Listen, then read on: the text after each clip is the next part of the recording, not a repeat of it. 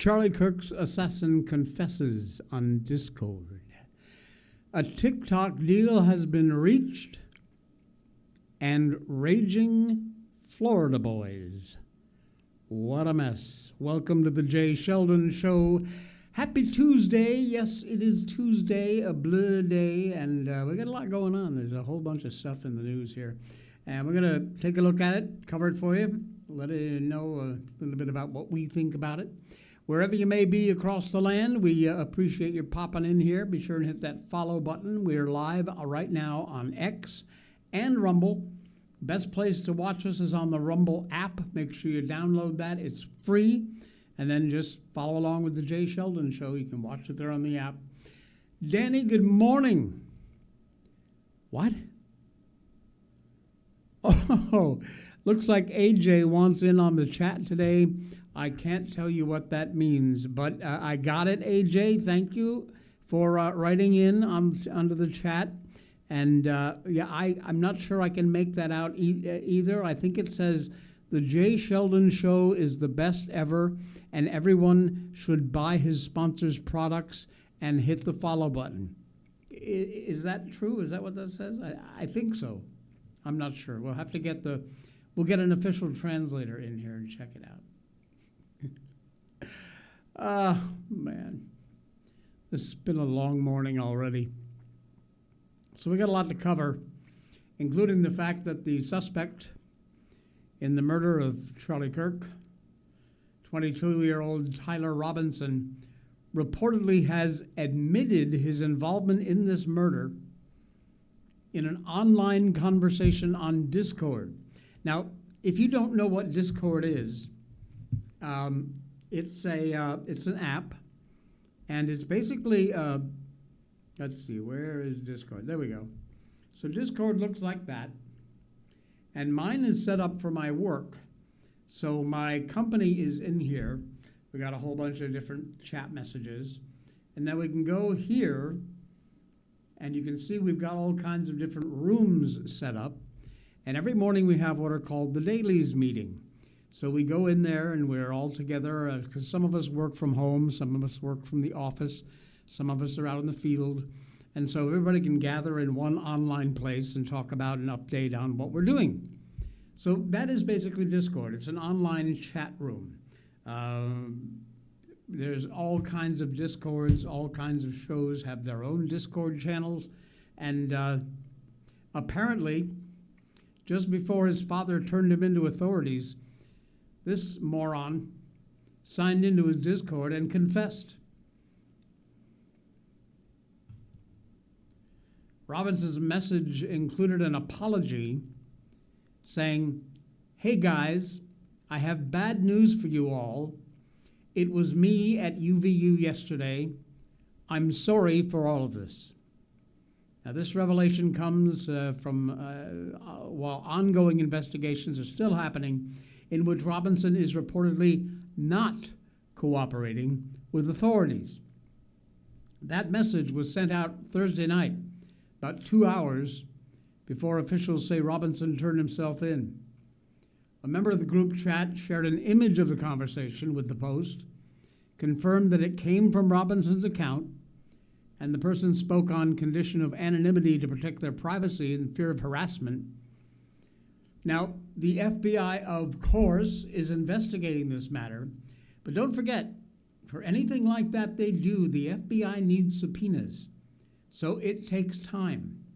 They are absolutely grabbing all the chat logs, everything they can. They have to work together with Discord to get the subpoenas they need, and then they can officially gather all of this information for the investigation.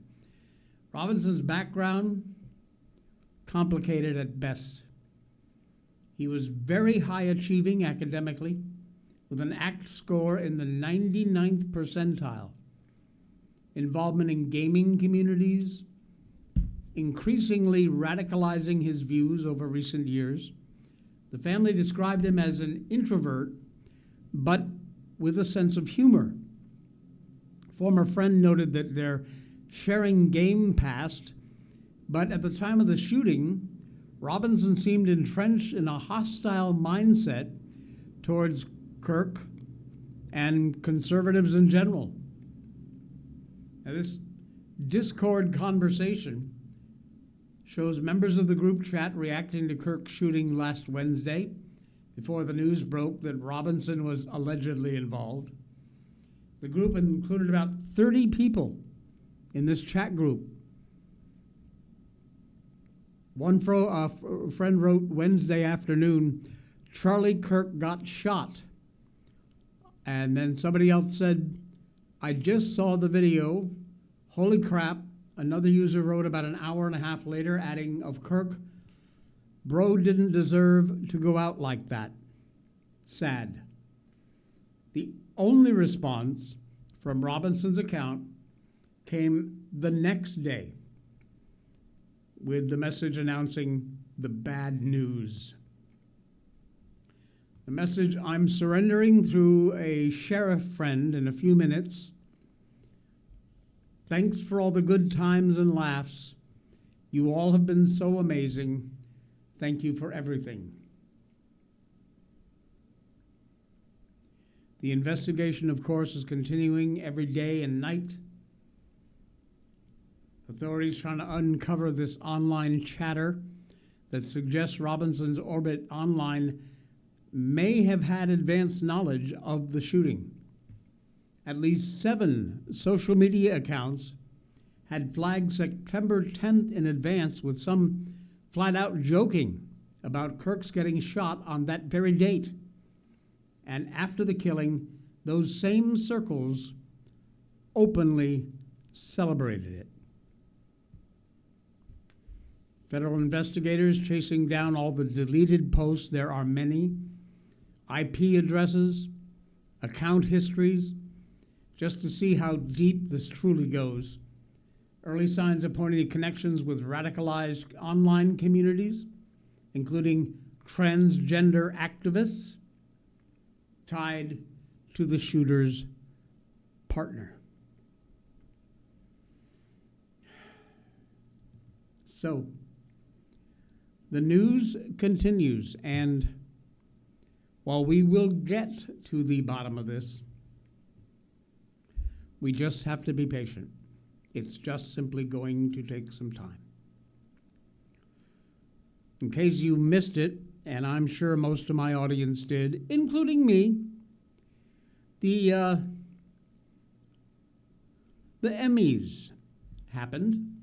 I think it was last night, night before, and night before, Sunday night. Ricky Gervais had the perfect reply to an actress's remarks about ICE and Gaza at the Emmys. The Emmys were Sunday night, so that means almost automatically that someone has said something completely stupid and completely political. Last year, or rather this year's winner of the I Probably Should Have Kept My Mouth Shut award was HBO actress Hannah Enbinder. She won Outstanding Supporting Actress in a Comedy Series for her role on Hacks. Instead of showing some class and just thanking people, she demonstrated that she indeed is a hack. And she decided to use the occasion to add a leftist rant at the end of her remarks. Here they are. Maybe. Let's see if it will play. Yeah, apparently not. She said, "Go birds, F ICE, and free Palestine."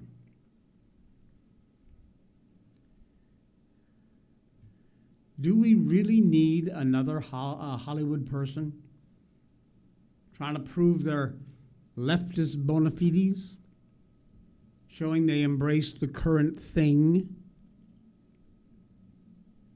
Later, she tried to walk it back. She said, "I feel it's my obligation as a Jewish person to distinguish Jews from the state of Israel, because our religion and our culture is such an important long-standing institution that is really separate to this sort of ethno-nationalist state. Funny. She didn't feel it was her duty to talk about the hostages still being held in Gaza by Hamas. She didn't feel the need to talk about the people who have been harmed or killed by illegal aliens. Instead, she attacked ICE, which enforces the law and helps protect us. And in a true moment of complete irony, when she spoke more about her reasonings after the event, the CUDS network blurred out her upper chest and shoulders. You see there? What? What the hell was the point of that?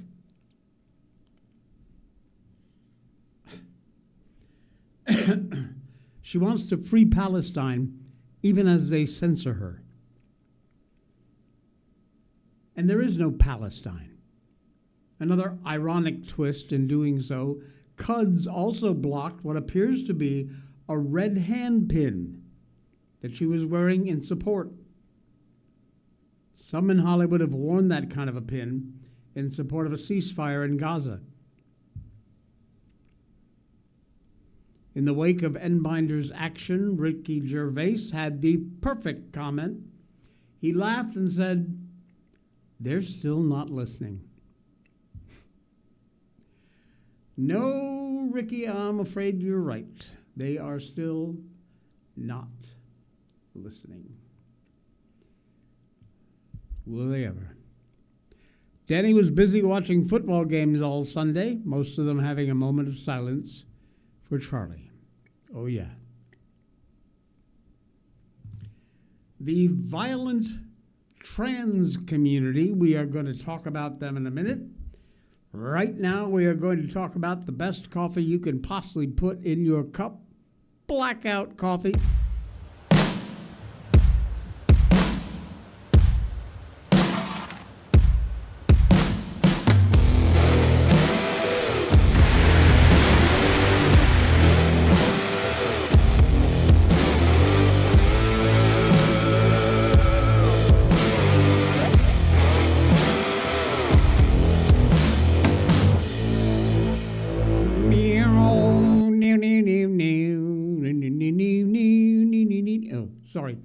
Blackout coffee, the best beans, the best coffee, always strong, super coffee flavor, never ever bitter. An American company working with local co-ops and American farmers to grow the best beans. And now not only beans, but they will grind them for you. You can order some of their roasts that way, so no more excuses. They've got the best flavored coffees. You got to go check them out. Use the link in our show notes to head over to Blackout Coffee and pick up a single bag. That's all I ask. Get one bag of beans or ground and try it. You'll be back, I promise, because it's just that good. It really is. There are a lot of coffees out there. None of them can stand up to Blackout Coffee. They've been with this show for a long time now, and we thank you. When you go, by the way, to reorder, be sure you still use that link in our show notes to head over to that site so we get a little credit for your visit at Blackout Coffee. Head over to the site, and by the way, if you're a first-time customer, use the code J20, J-A-Y-20. That'll get you 20% off your first order. J20 is the code for Blackout Coffee. A former DHS senior advisor is issuing a warning about the violent trans community. And man, it is getting bad. Former Department of Homeland Security senior advisor Charles Marino issued a warning about the transgender community and said what we're seeing is that it is about to become more and more and more violent in order to silence opinions they don't like. He appeared Monday on Fox News, the Faulkner Focus, Harris Faulkner spoke with Marino about the assassination of Kirk, asked him to react to the news that the FBI was investigating possible ties between leftist groups and the suspect in custody, Tyler Robinson, for the murder of Charlie. They've said that Robinson was influenced by leftist ideology. Here you go. It really is. If you see something, say something. But I get your point. Look, I want to get to a source familiar with the investigation into Charlie Kirk's assassination telling Fox News Digital that the FBI is investigating leftist groups in Utah to see if they had any connection to the alleged shooter. The source did not elaborate on which groups are being investigated. Your thoughts? Well, right now with this suspect, we're starting to zero in on the transgender community. And what we have in that community is when the left tells that community that the right is to blame for every single aspect of their life when something goes wrong or something is interpreted to be going wrong for them. That's a very bad place. And then on top of that, we're told that in the area of opinions, people should not have differing opinions in this country, that people should not be allowed to express them, and that they can be silenced. Now, the dangerous thing here with the transgender community is the way they are moving to silence those opinions. It is becoming more and more violent, and we've got to pay attention to the underlying theme of mental health. We can't ignore that. Look, if we're going to solve this problem, let's call it what it is, let's diagnose it right, and let's move to fix it. If it needs to be something that the president assembles at the national level in a form of a mental health committee, then let's do that. But there's a serious problem here. The left is responsible for it. You cannot tell everybody that every single thing that goes wrong in life is the fault of those on the right. It's a very dangerous place to be. Charles Marino, I appreciate your expertise and your time. Thank you. That kind of just says it all, doesn't it? His comments come the same day Vice President J.D. Vance appeared as a guest host on the Charlie Kirk Show. Monday, he said there can be no unity with people on the left who've celebrated the murder of Kirk or who have excused it with lies about him. J.D. Vance, quoted here, said, "It is a statistical fact that most of the lunatics in American politics today are proud members of the far left. We can thank God that most Democrats don't share those attitudes, and I do, thank God." While acknowledging that something has gone very wrong with the lunatic fringe, a minority, but a growing and powerful minority on the left. Marino's comments really struck a chord, given his law enforcement expertise. He is pointing out a growing, very disturbing trend in this trans community, and that is they're becoming more violent in an effort to stop people from saying things that don't affirm the lies the radical left has been feeding them. And something absolutely needs to be done as quickly as possible. And as Marino said, whether that's on a local, state, or a federal level, we got to figure this out and move forward fast. As if you needed any more proof, there is a new poll out that proves that liberals are growing dangerously comfortable with political violence.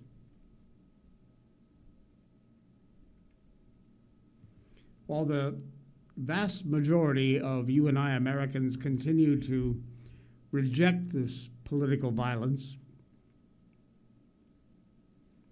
a staggeringly large percentage of those identifying as liberal feel it can be justified. Not just justified, celebrated. There's a new poll in the aftermath of this assassination that shows the American left is growing dangerously comfortable with the idea of political violence as a tool to achieve its goals. Left-leaning media demands the right tone down their rhetoric. The survey shows it's the resistance party that needs to engage in some very serious introspection. This poll addressed the simple matter of emotions when it comes to witnessing political violence, something that's become a significant issue as the left openly celebrates Charlie's death. On gutter-feeding media sites like Blue Sky, a solid 34% of the respondents identifying as either very or somewhat liberal said it's always or usually acceptable to be happy about the death of a political figure they disagree with. 34%. Conservatives, 7%. And 7% of moderates.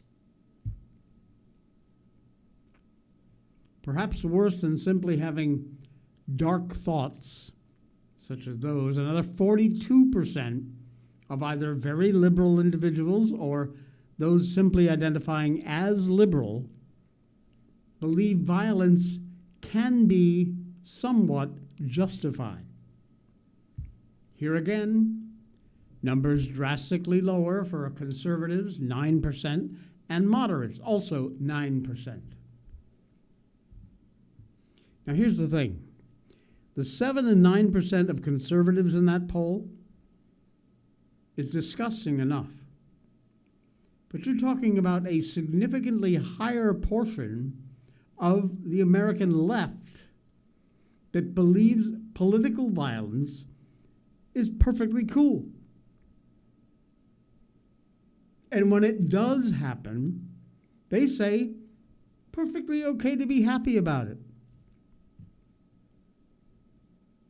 The group with the lowest percent in both of those questions is the very conservative.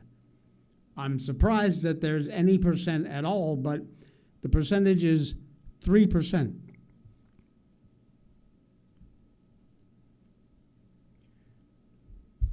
As is often the case, the legacy media lives in a complete alternative reality. Nicole Wallace, MSNBC, claims the polls show exactly the opposite. The conservatives believe political violence is justified. What seriously is wrong with this woman? The permission structure for violence. You've got polls about political violence. Democrats don't think it's a good idea. Only Republicans. Only people inclined to consume conservative media are now, I think, upward of 50% say that if necessary, violence is okay. You've only got the conduct on one of the two sides. Exactly the opposite of what this poll just showed. And there are people who watch this crap and swallow it whole.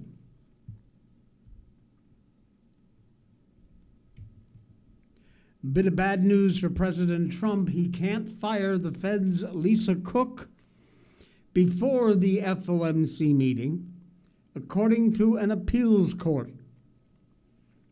Federal court ruled on Monday that Trump can't fire Federal Reserve Governor Lisa Cook before the central bank's policy committee votes on whether to lower interest rates. The 2-to-1 ruling from a panel of judges in the U.S. Court of Appeals for the District of Columbia means that Cook, who is a member of the Fed's Board of Governors, can participate in the pivotal 2-day meeting starting this morning. Thursday, Trump's attorneys filed an emergency request to pause the lower court ruling, which barred Cook's firing from taking effect while her lawsuit against the president's action continues.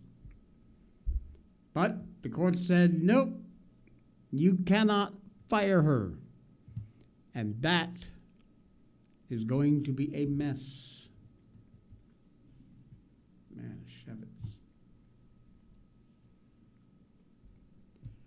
TikTok.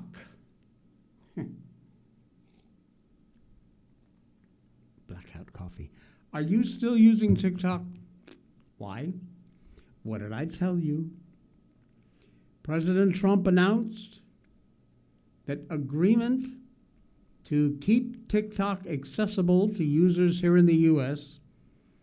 has been reached with China. Trump said the recent U.S.-China trade discussions in Europe had gone very well and would soon conclude. A deal was also reached on a certain company that young people in our country very much wanted to save. He wrote, "They will be very happy."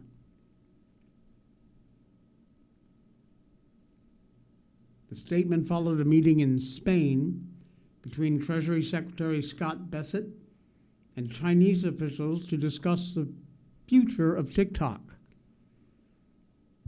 According to Bessent, a framework for the deal has been established. Additional negotiations set for Friday between Trump and Xi Jinping, and his relationship with Xi apparently remains a very strong one. TikTok's future in the U.S. has been pretty uncertain. Congress passed a law in 2024 requiring the owner of TikTok, ByteDance, to divest from the app or face a nationwide ban. That ban was extended and extended and extended, and now it looks like they've reached some sort of an agreement. So as much as it is absolute crap spyware, you will still be able to use TikTok if you're in the U.S. I'm just warning you now. You might as well just take all your personal information and post it in a public post on Facebook, because that's how available it is with this absolute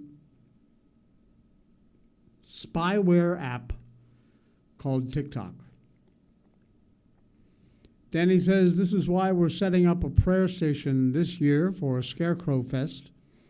We need prayers, and the theme is Leaf It to God. A weatherproof box with leaf notes for children to help write prayers. How beautiful. We usually just do a fun Jesus scarecrow, but this year we have a giant cross, and we'll use the straw bales to kneel and make a pretty scenery to pray and write down our prayers to put in a box. Leaf it to God. L-E-A-F. Leaf it to God. That's brilliant. Absolutely brilliant. Wow. The headline is, Florida woman fights off an alligator. There's more. There's a reason this Florida woman fought off an alligator, and I can tell you I would very, very likely, in fact, 100%, I would do exactly the same thing.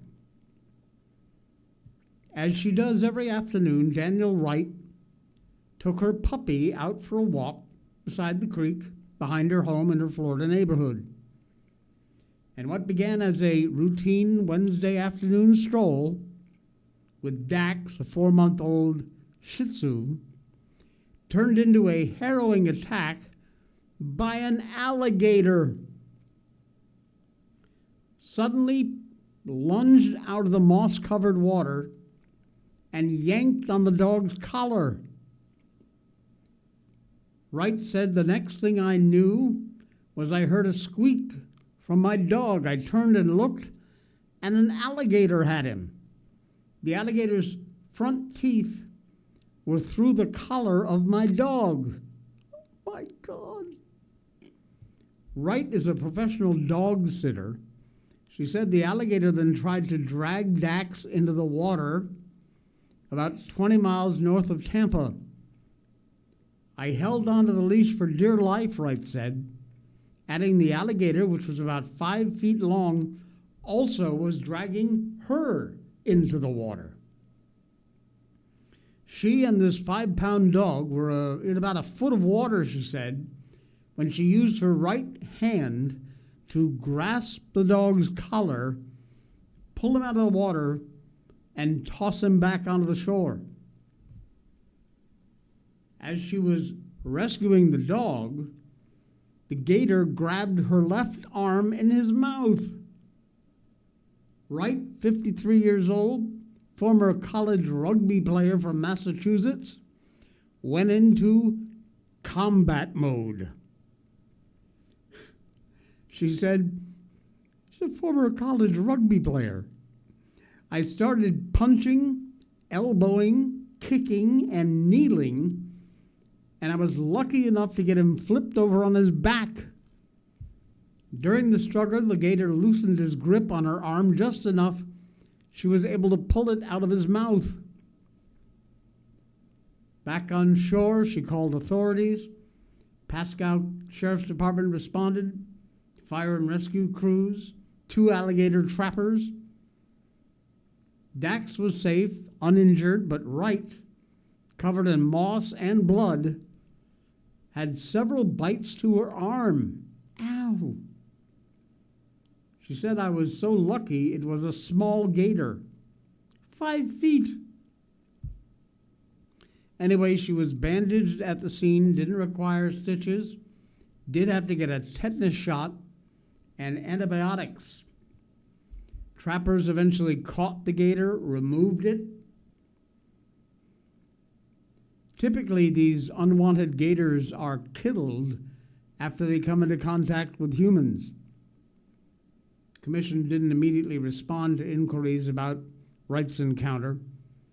If you live in Florida or anywhere there are gators, you have got to keep your eye out 24/7. Your head on a swivel when you are outdoors, even in your own backyard. She says, I never saw the alligator coming. Now, attacks on humans are extremely rare, but they do happen.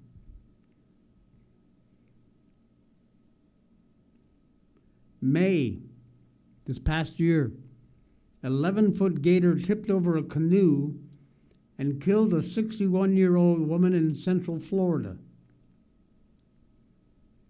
Early March, woman paddling in the same waterway, attacked by an 8-foot gator that bit her elbow. She was taken to a hospital and treated. These things are not to be played with. Danny says, I'm 5'2", I'd be toast. Yeah, I'm about 5'6". I don't think I'd be much more than toast myself. Kind of a cool story about drones in Australia. The sound of a huge drone humming over a forest at night, combined with a bright floodlight, is a pretty eerie sight. Search and rescue operation? Not really. Drones equipped with thermal cameras are being used to help detect and monitor some of Australia's most elusive forest wildlife. And in turn, they can help make us smarter for conservation. So they have these infrared cameras mounted on drones that fly around the wild and the outback looking for rare and unusual species. Usually the researchers do their job by just walking the paths along defined points and use a torchlight, a flashlight, shine in the eyes of the animals, and it reflects back, and they can investigate. But with these spotlighting drones with thermal cameras, they don't have to do that. And in fact, they can be far enough away that the whir and hum of the drones don't scare the animals. They can zoom in with their infrared. Fine. Cool story. Love it. Here's my question. I've asked it before and I will ask it again. Bigfoot. Why are we not taking a bunch of drones up into Washington, Oregon, Bigfoot territory, that part of Canada, and doing grid patterns. I know it's thousands and thousands of acres of land, but do it over the course of a year. Some Jeff Bezos, are you listening? Elon Musk, hello, this seems like something right up your alley. Fork over some cash to sponsor infrared drones, maybe 100 or 500 of them, in a giant grid pattern going over the top of these forest lands. And if there is a Bigfoot or two out there, you will find them. I believe in Bigfoot, sorry. I think it exists. I think it is just so well hidden that we will never just run into one. But if you can do this in Australia, why can't you do that for something that really matters, like Bigfoot?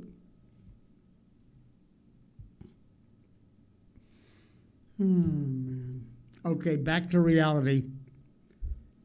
We got Florida man, and we got Florida woman. Well, now, oh, God help us all, we have Florida boys. $50,000 in damage to a school library, and they are turned over to their moms. Wait till you see this picture. This is the wrong kind of book cracking, by the way. Two absolute rotten Florida kids caused over $50,000 in damages to their school library. The alleged bad seeds, identified as 12-year-old Felix Cohen Romero and 13-year-old Bentley Ryan Worley, confessed to this outrageous vandalism of the Friendly Elementary Library in Deltona, Florida. Take a look at this. Yeah. That is what the library looked like after these two knuckleheads got through virtually destroying the place. Unbelievable. Police responded to a fire alarm at the elementary school at 1 a.m. on Sunday. They went in with guns drawn, officers trudging through the wreckage, fire alarm blaring over the PA system.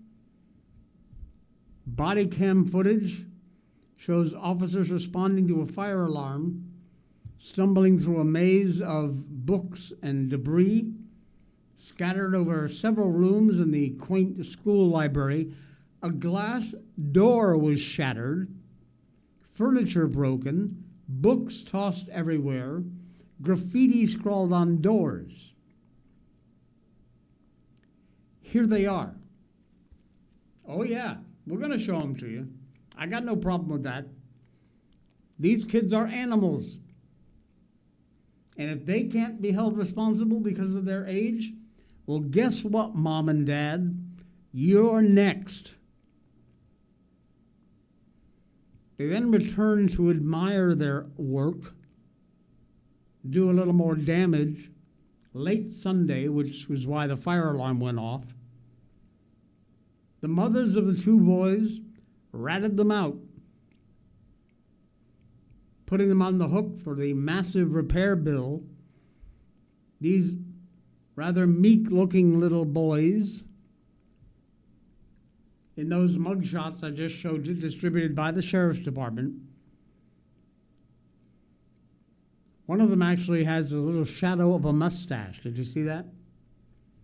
Has a high ponytail for his first official brush with the law. Each boy charged with 2 counts of burglary, 2 counts of trespassing on school grounds, criminal mischief, and theft according to the Sheriff's Department. Man, a Shevitz. Look at that. There's the police going in from the body cam. Guns drawn. Time for a wake-up call at 0600 to ship them off to military school. Yes! Yes! Brilliant idea. Go for it. Go for it.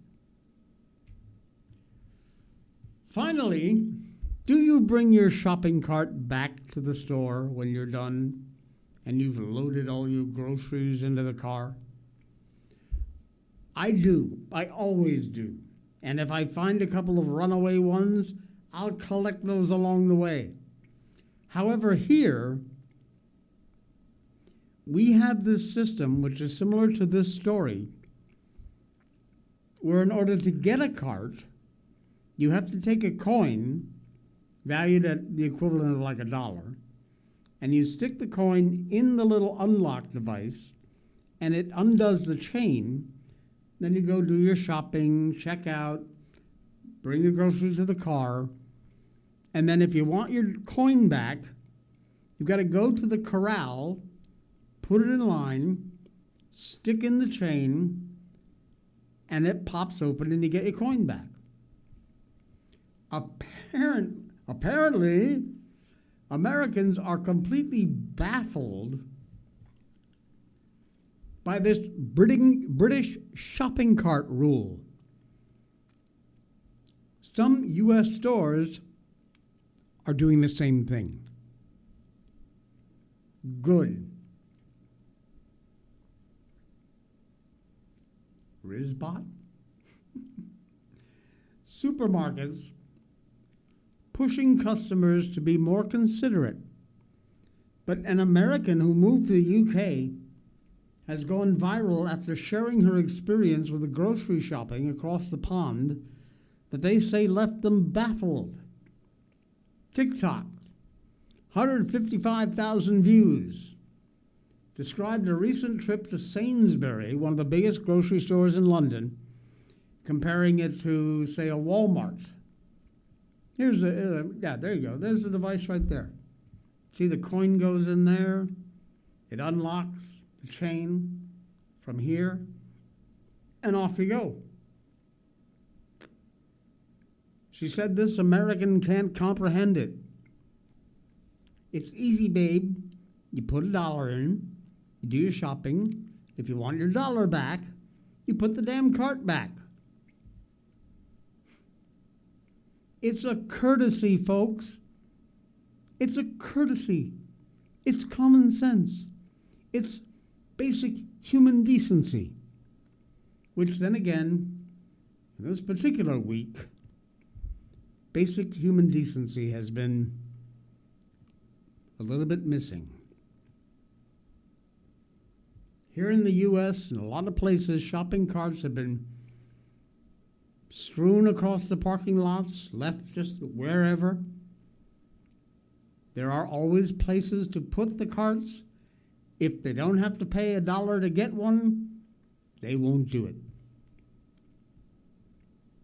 I say, charge them $50.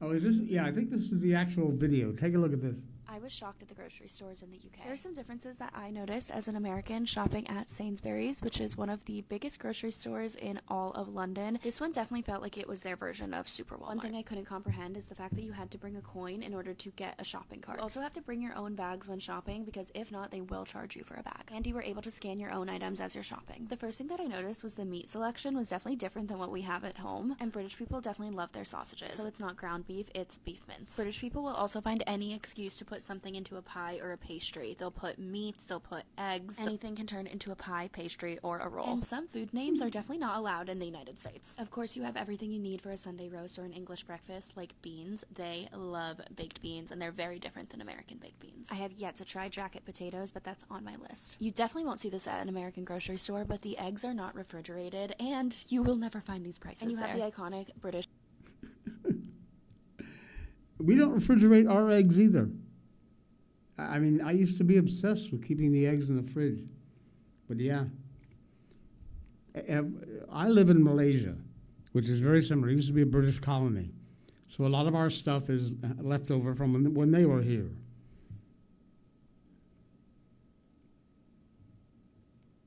Had me fooled once. I went into a pie shop expecting like a nice apple pie or my favorite pecan pie. And all they had was like steak and cheese, chicken chop, or whatever. It was all savory meat pies. Blech. Danny says, you have is that Aldi or ID near you? We have ID, and my boys love to come. We stick a quarter in the cart, and when we're done, my boys get to keep the quarter. Now there's an idea. We also have to bring our bags and bag our groceries. They will still give you plastic bags here, but they very much encourage you to bring your own. So, that's that. All right, we're done. Stick a fork in it. Thanks, folks. If you just discovered the show, hit the follow button. We're live on X and on Rumble. Be sure and download the Rumble app. You can always watch us there. Just look for the Jay Sheldon Show. Give us a follow. Hit up our sponsors. Buy something. Help support the show. And I will see you all again tomorrow.